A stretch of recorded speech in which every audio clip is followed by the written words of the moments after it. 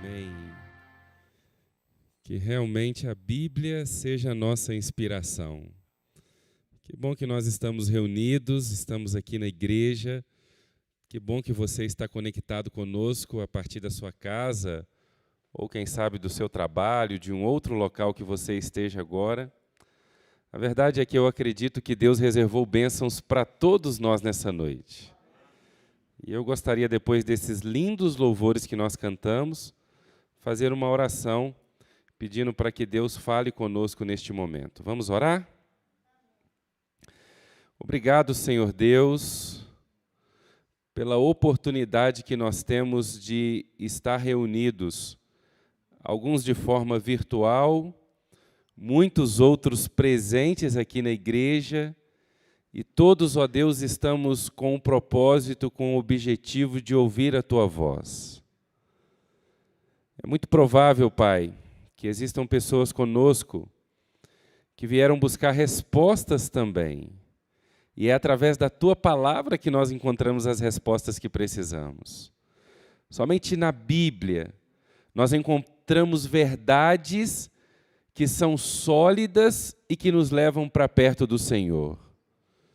Por isso, ó Deus, tire toda nuvem de dúvida e clareie o nosso pensamento, que através do Espírito Santo, o tema que nós vamos estudar hoje, ele possa nos levar para mais perto do Senhor. Estamos estudando, ó Deus, sobre verdades e mentiras que são contadas. Que ninguém aqui seja enganado pelas artimanhas de Satanás.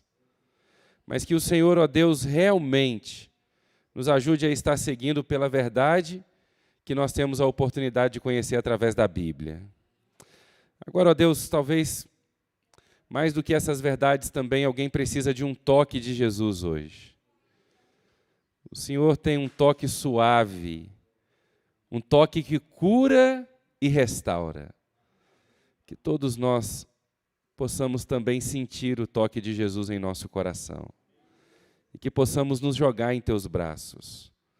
Que ao final da mensagem, muitos tenham tomado a decisão de confiar em Ti e viver segundo a Tua palavra.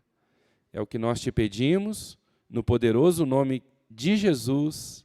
Amém. Boa noite. Eu fico na expectativa de que agora chegue domingo à noite.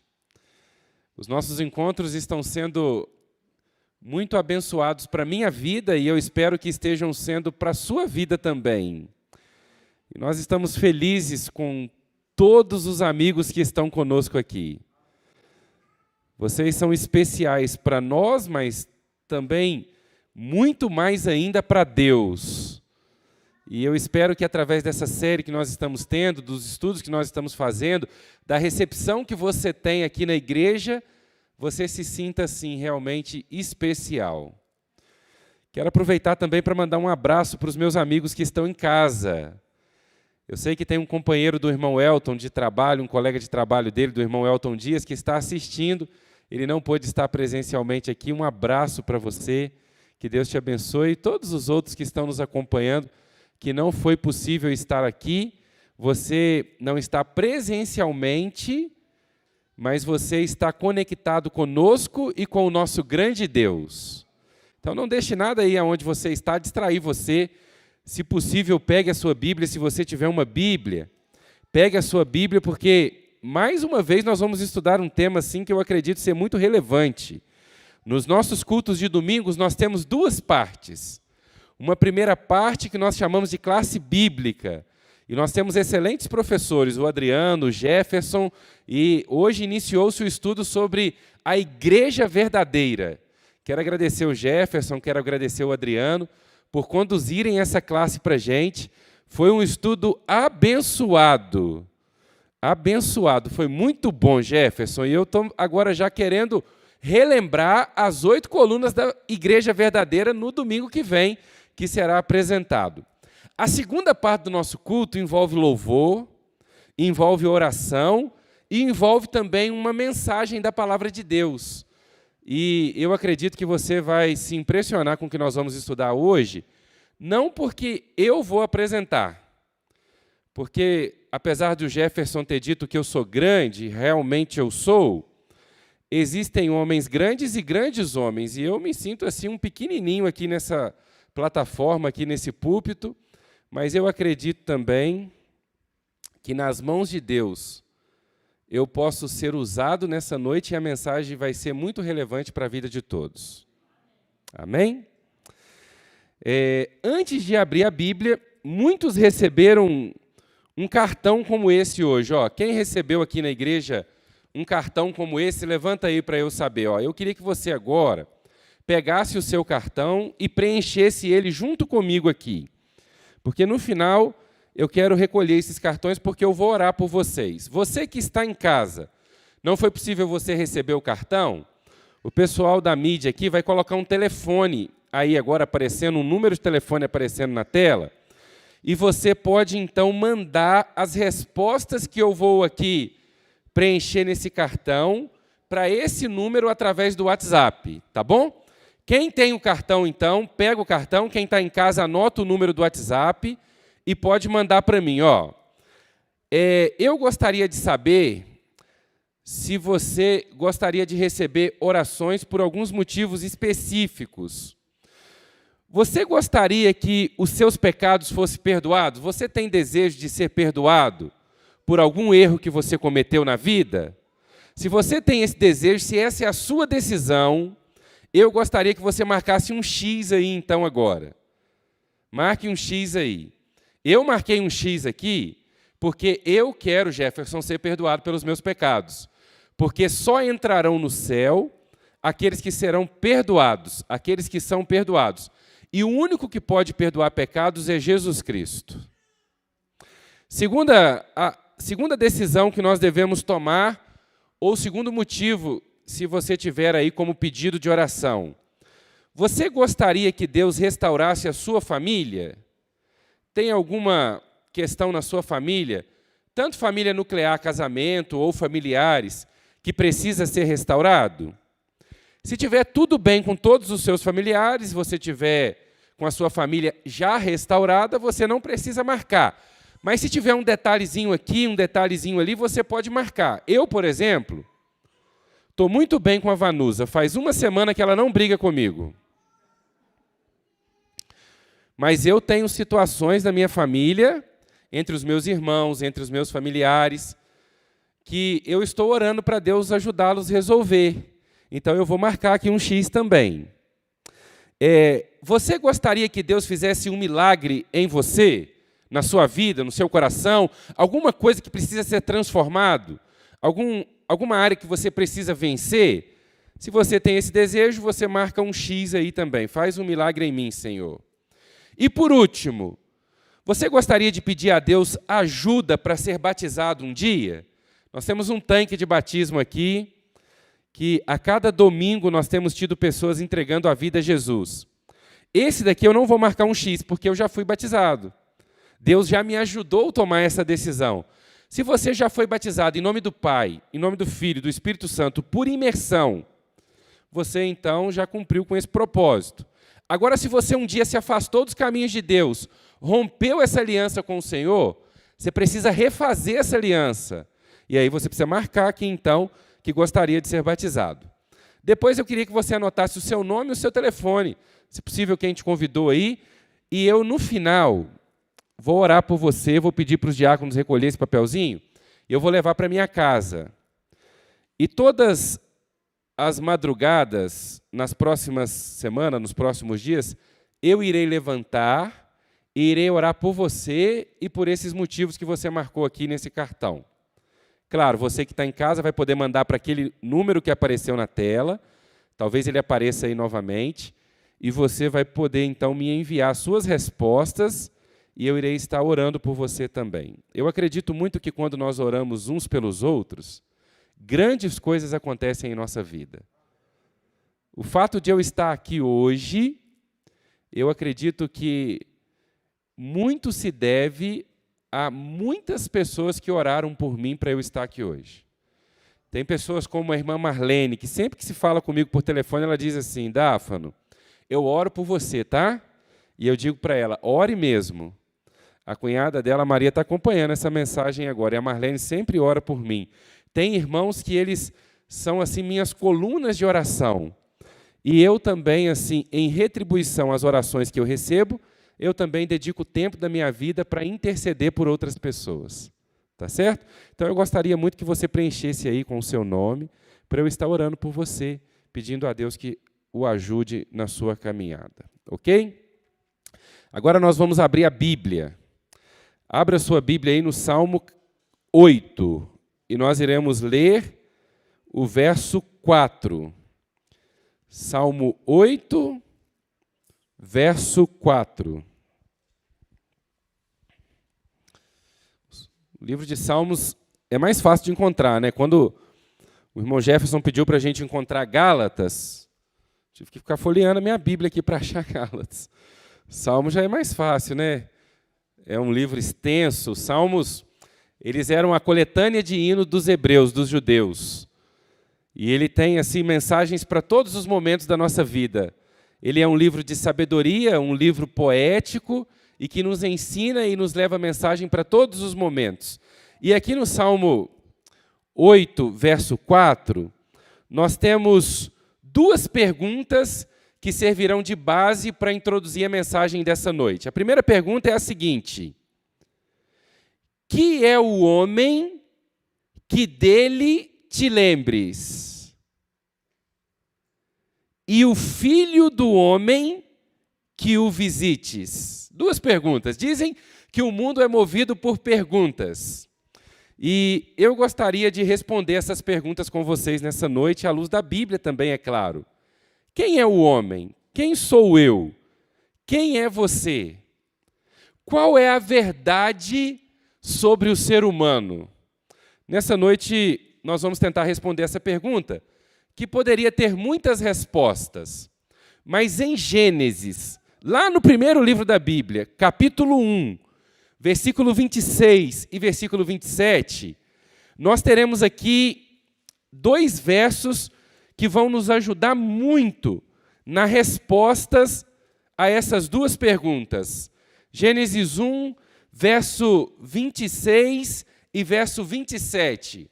Olha a profundidade desses textos e olha como ele deve ser a base para nós respondermos a essa verdade sobre quem é o ser humano. Hoje nós vamos ver também mentiras que nós às vezes acreditamos sobre nós mesmos. A Bíblia diz assim em Gênesis 1, verso 26, também disse Deus. Quem disse, irmãos? Ele disse assim: façamos o homem à nossa imagem, conforme a nossa semelhança, e tenham ele domínio sobre os peixes do mar, sobre as aves do céu, sobre os animais domésticos, sobre toda a terra e sobre todos os répteis que rastejam pela terra.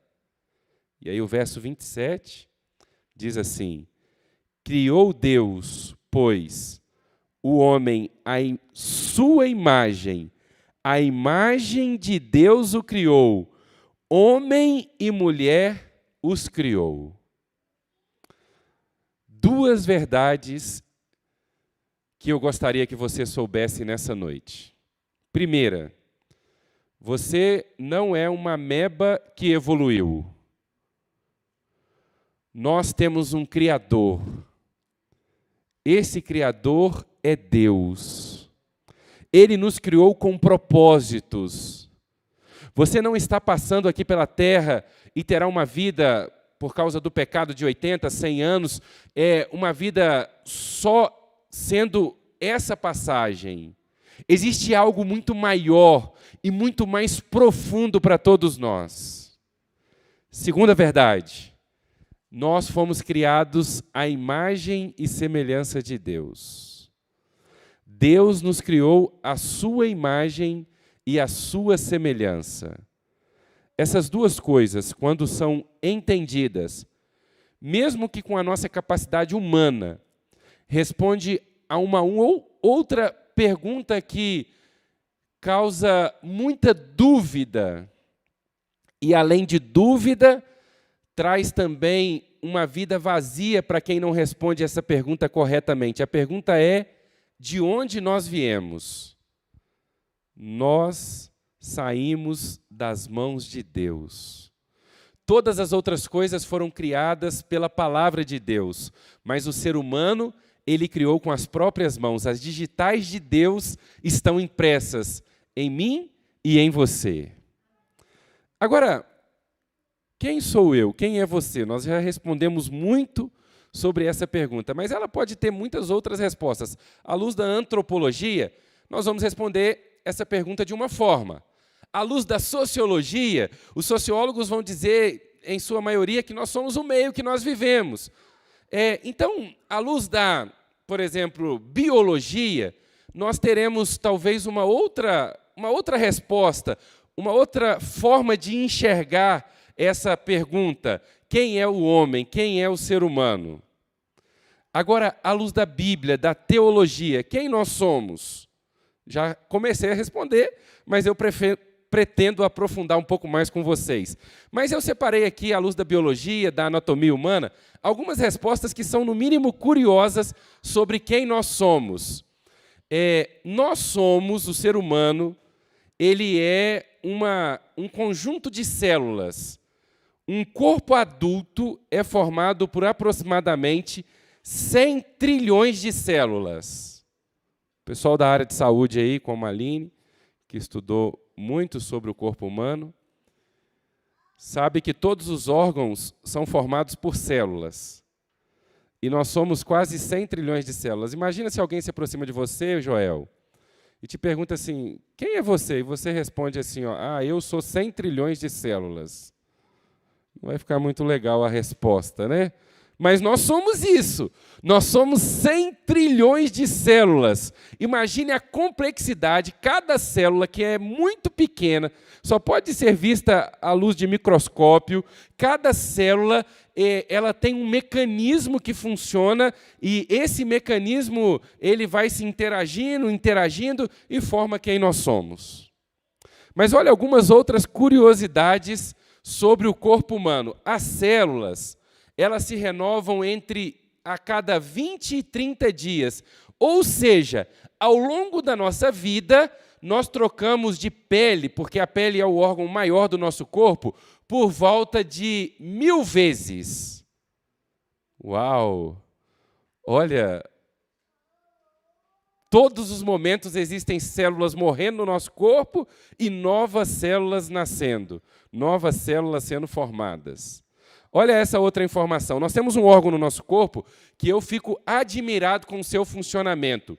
É o coração. O nosso coração, durante uma vida, ele bate, em média, 2,5 bilhões de vezes. E ele é uma bomba que não para em nenhum momento. Eu não sei se alguém aqui já teve que ter bomba para bombear água para uma caixa d'água, em algum sítio, em alguma situação assim. De vez em quando ela para, e normalmente é quando a gente mais precisa. Precisa, então, de ir lá e fazer uma manutenção, consertar. O nosso coração não para, ele bate a todo momento. E ao bombear sangue para o nosso corpo, ele faz isso em média 70 vezes por minuto, e ele bombeia 90 mililitros de sangue que percorrem o nosso corpo em apenas 1 minuto. Tamanha a força desse bombeamento. Esse é o nosso coração. Se você colocar a mão no seu peito aí, ele está batendo. Ele está batendo agora. Tem alguns que batem mais forte, né, quando encontram uma pessoa mais amada, mais querida. Tem uns que está batendo mais tranquilo. Mas esse é o nosso coração. Olha mais algumas informações sobre o nosso corpo. Nós temos, em média, 600 músculos. O corpo humano, não é em média, não. Ele tem mais de 600 músculos. Alguns aparecem mais no corpo de algumas pessoas do que outras, né? Então, as pessoas têm 600 músculos. Um esqueleto adulto, ele contém 213 ossos. E a cartilagem é um dos poucos tecidos que cresce durante toda a vida. Se o seu nariz ou a sua orelha você considera pequeno, fica tranquilo. Eles ainda estão crescendo. Agora, se como eu você os considera grande, a notícia não é tão boa assim, né? Vai continuar crescendo. Olha algumas outras informações rápidas aqui para a gente continuar. Nós temos 25 trilhões de células vermelhas no sangue. Nosso nariz contém mais de 5 milhões de receptores olfativos. Nós temos, em média, 100 mil fios de cabelos. Eu acho que, quando eu tinha 10 anos, eu tinha essa quantidade de cabelo na cabeça. Nós também temos a pele, por volta de 640 mil receptores de sentidos. Nós temos cerca de 9 mil papilas gustativas na superfície da língua. E quando nós sorrimos, nós precisamos de mover muitos músculos na nossa face. E quando nós franzimos a testa, ficamos com uma cara de bravo, nós temos que fazer isso o dobro, nós temos que franzir e temos que movimentar o dobro de músculos. Então, sorria, nem que seja por economia. Essas são algumas informações do corpo humano e sobre quem nós somos. A medicina, a ciência, apesar de estar muito evoluída, muito avançada, ainda tem muitos mistérios no corpo humano que não foi descoberto. Apesar de existirem supercomputadores no mundo, eles não conseguem funcionar com a capacidade que nós funcionamos. Isso é tremendo. Eu penso, eu mando então um comando e meu braço se move. Isso é algo assim instantâneo, é magnífico demais, é grande demais. Agora, eu já disse isso durante a série, diante do universo, que é gigantesco. O planeta Terra é um grãozinho de feijão, a depender do lugar que ele for fotografado. Nós estamos em um ponto pequeno do planeta Terra. Quem somos nós para que Deus se lembre de nós e o Filho do Homem nos visite? Quem sou eu? Quem é você? O texto de Gênesis que eu já li para vocês diz que nós fomos criados por Deus. Ele nos fez a imagem e semelhança dele.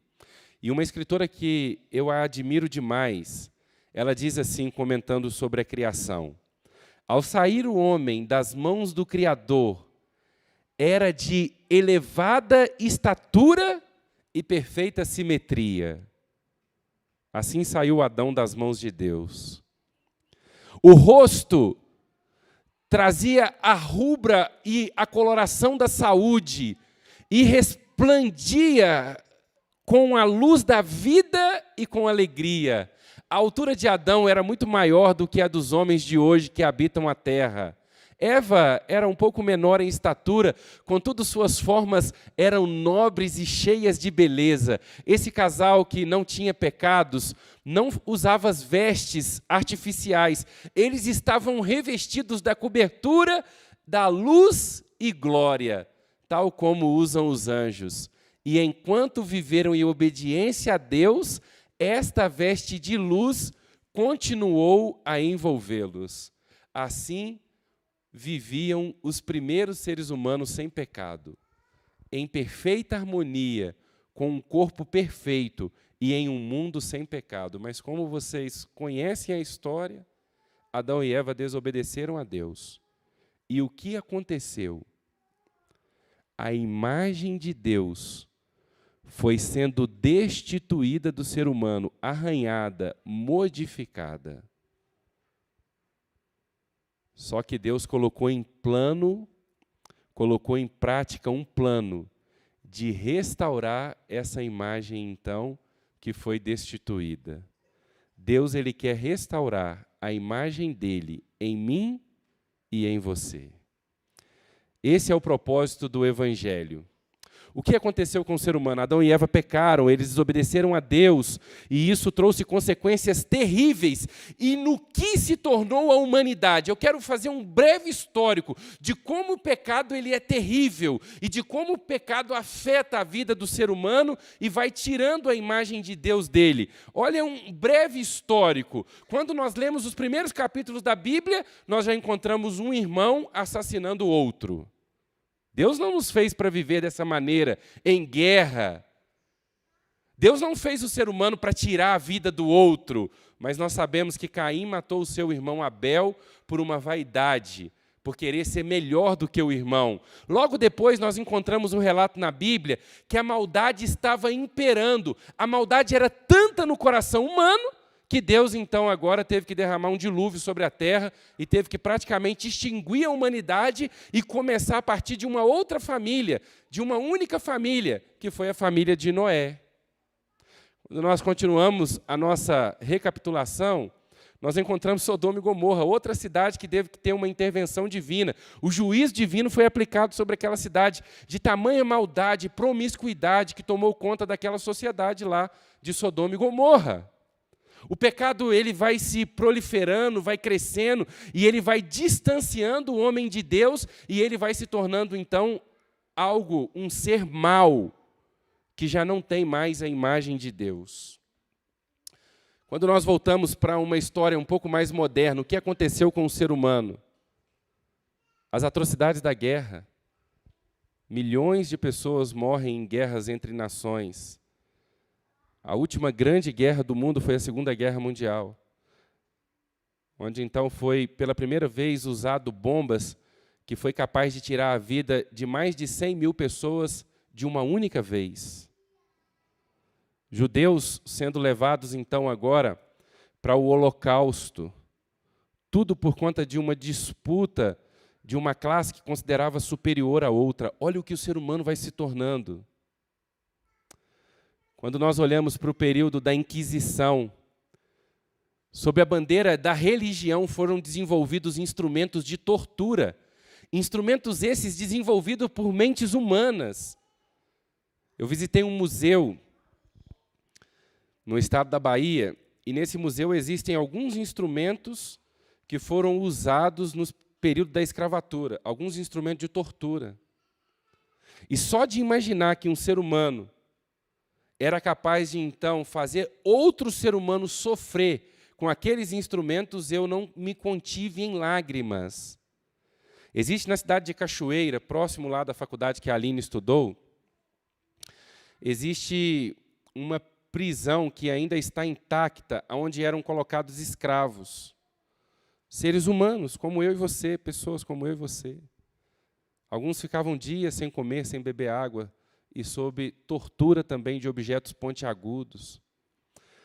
Há uma região lá em Salvador, que eu visitei, que fica próximo de uma praia, que então havia uma passagem que os navios negreiros chegavam e eles colocavam, então, agora os escravos naquela passagem que era pelo mar. E, às vezes, a maré subia e todos os escravos que estavam passando por ali morriam afogados.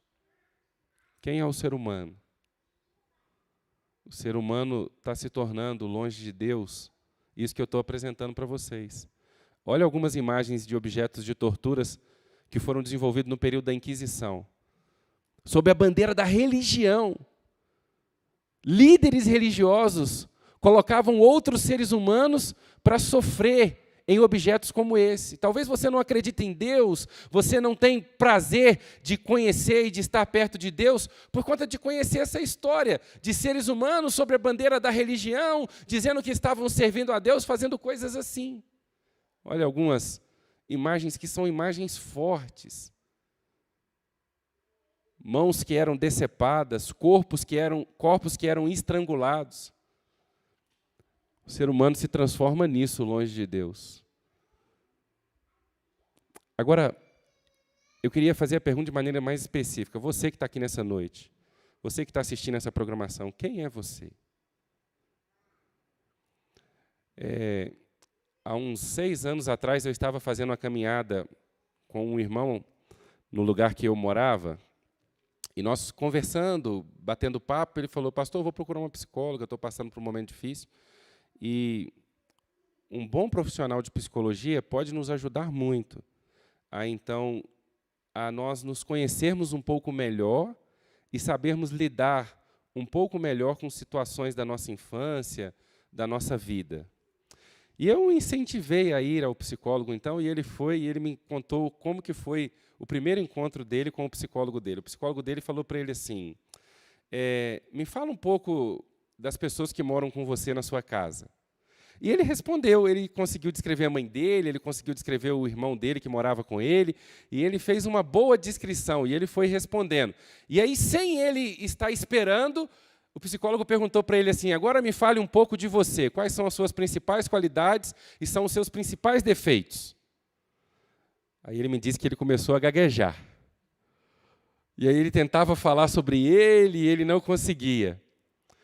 Às vezes, nós conhecemos muito sobre outras pessoas e nós sabemos muito pouco sobre nós mesmos, sabia? Conhecer-te a ti mesmo, apesar disso ser uma frase bem filosófica lá da época dos gregos, é algo importante. Nós precisamos saber quem nós somos, porque só reconhecendo quem nós somos, nós vamos identificar o que nós precisamos mudar na nossa vida. Eu não vou ficar preso à filosofia e eu não vou ficar preso também a questões antropológicas, sociológicas. Eu queria usar um personagem da Bíblia para poder, então, mostrar de fato quem nós somos. Gênesis, capítulo 27. E aí, então, eu encaminho para responder algo que eu acredito pode nos ajudar muito. Gênesis, capítulo 27. Está fácil de encontrar aí. Você está com a sua Bíblia aí na sua casa? Vá a Gênesis 27 também.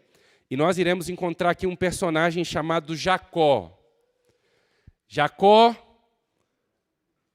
nasceu em uma família que temia a Deus. Você conhece a história desse patriarca? Filho de Isaac, filho de Rebeca. Jacó, então, agora, ele tem um irmão gêmeo chamado Esaú. E eles viviam em uma disputa, e a disputa era para quem seria o primogênito. Por serem irmãos gêmeos, eles já nasceram disputando uma primogenitura que era muito importante para aquela cultura. E a Bíblia diz que em um determinado momento Jacó tem um encontro com o pai dele, com Isaac. E nesse encontro o seu pai lhe faz uma pergunta. A pergunta foi a seguinte: quem é você? E Jacó deu uma resposta que lhe trouxe muitas consequências. Olha o que diz a Bíblia em Gênesis 27, versículo 18. Jacó foi ao seu pai e disse: meu pai. E ele respondeu: fala, quem és tu, meu filho? Isaac já estava numa idade avançada, ele não conseguia enxergar bem mais. E ele pergunta: quem é você? Respondeu Jacó ao seu pai: sou Esaú, teu primogênito, e fiz o que me ordenaste. Olha aqui para mim agora, para aí o que você está fazendo e olha aqui para mim. Jacó respondeu ser uma pessoa que ele não era. E por conta dessa resposta, ele teve muitas consequências em sua vida. O irmão dele se tornou um inimigo e queria matá-lo. Ele teve que fugir e não podia viver mais perto da mãe e ver os últimos dias de vida do pai. Jacó, ele enfrentou consequências por 25 anos a partir dessa resposta que ele deu. Por que nós estamos lembrando dessa história que está registrada na Bíblia nessa noite? Porque se hoje nós respondermos ser uma pessoa que nós não somos, nós também teremos consequências. E, infelizmente, há muitas pessoas que estão enganando-se a si mesmas. Estão, então, agora dizendo que são quem não são, vivendo uma vida de aparência, uma vida que não é uma vida verdadeira. Será que eu estou falando para alguém hoje que vive com uma máscara, que socialmente se apresenta uma pessoa que sorri, mas por dentro você chora? Será que eu estou falando para algum casal que está vivendo em pé de guerra dentro de casa, mas perto das pessoas sorriem? Você está respondendo ser quem você não é? Será que alguém que está acompanhando a nossa série A Verdade está vivendo na mentira e se engana dizendo que está vivendo na verdade? Está preso em tradições humanas, na religião dos avós, na religião dos pais, mas sabe que a Bíblia ensina outra coisa e você então agora está se enganando a si mesmo? Sabe, o nome Jacó significa enganador. E talvez nunca um nome teve tanta identidade com a pessoa que o detinha como tinha o nome Jacó para esse personagem bíblico. Ele enganou-se a si mesmo e ele enganou seu pai. Ele disse ser quem ele não era. Sabe, eu vou falar algo agora que talvez não seja muito bom de ouvir, mas necessário todos nós sabermos. Você que está aqui nessa noite, eu que estou aqui, você que está nos acompanhando, todos nós somos pecadores. Não há um justo sequer. Sabe o que é uma verdade em cima dessa declaração bíblica de Paulo a Romanos, que não há um justo sequer? Sabe qual que é uma verdade em cima dessa declaração? A verdade é a seguinte, que nós precisamos urgentemente de Deus para mudar quem nós somos, para que Ele reestabeleça a imagem dele em nós.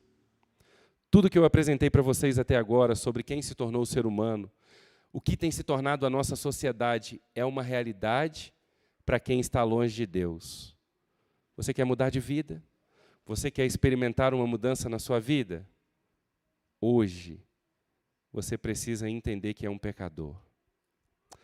Quando Adão pecou, quando Eva pecou, quando eles pecaram, eles culpavam os outros. Deus veio falar com Adão e ele falou assim, Senhor, foi a mulher que tu me destes. Primeiro culpou a mulher, depois culpou a Deus. Sabe, nós temos por costume, pelo pecado, de transferir a culpa. Transferir a culpa para o outro. Você não precisa se desculpar por causa da família que você teve. Eu e você não seremos desculpáveis, não sei se essa palavra existe dessa forma, por conta de dizer assim, eu sou assim por causa do meu pai, por causa da minha mãe, não. Ao contrário da síndrome de Gabriela, que diz que ninguém pode mudar, Deus pode transformar a vida do ser humano. Você não precisa permanecer como você está. Você não precisa ser Jacó. Se você reconhecer quem você é de verdade, você estará dando um passo importante para que Deus realize uma mudança na sua vida. Passaram-se mais de 20 anos e Jacó foi submetido à mesma pergunta.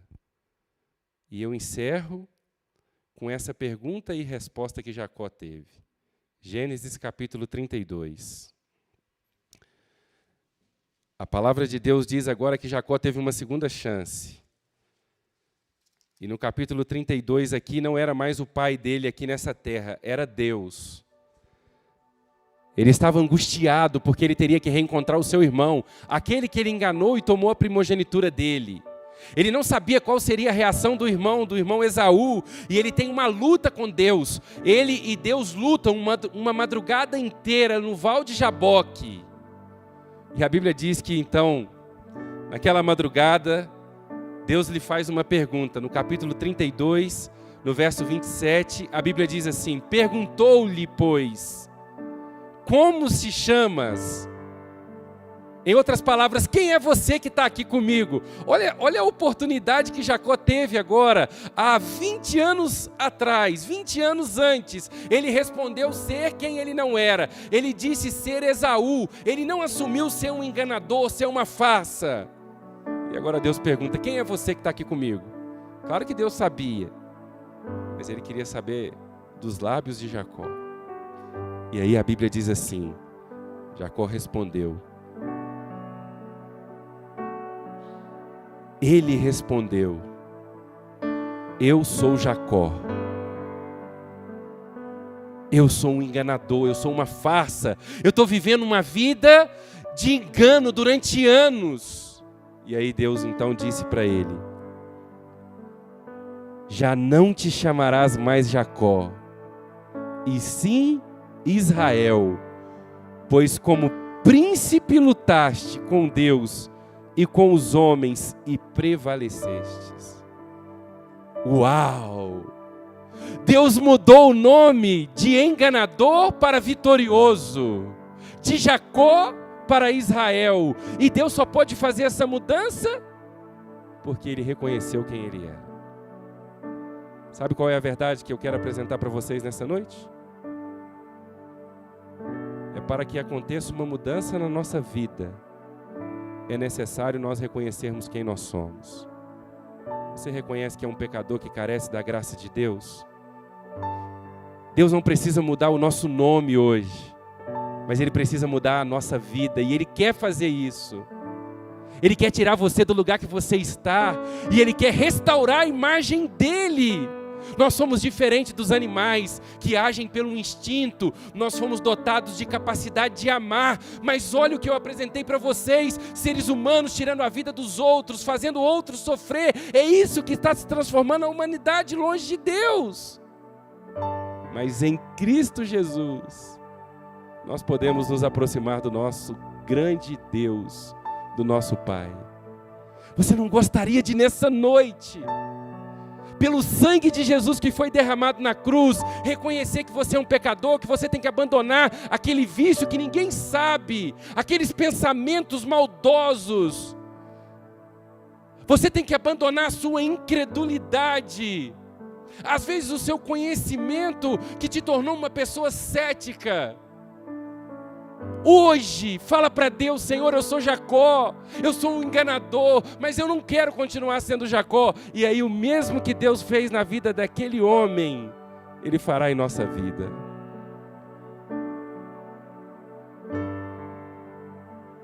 Tira a máscara. Sabe qual que é a minha maior luta como ser humano? Não viver uma vida dupla. Difícil falar isso, né? Como pastor. Porque a gente pode vir aqui na frente com um terno legalzinho, com algumas frases de efeito, e impressionar muitas pessoas. Mas isso não vai me aproximar de Deus, e por isso quando eu acordo de manhã, todos os dias eu falo: Senhor, eu sou um pecador, e eu preciso da Tua graça, tenha misericórdia de mim, transforma o que precisa transformar, muda o que precisa mudar, sabe? Só reconhecendo isso, que Deus age em nossa vida. E o Espírito Santo que convence do pecado, da justiça e do juízo. E esse Espírito está aqui na igreja. Ele está aí com você na sua casa. Ele está aí atuando na sua vida agora. A Natália vai louvar a Deus. Enquanto ela estiver cantando, eu vou estar em oração.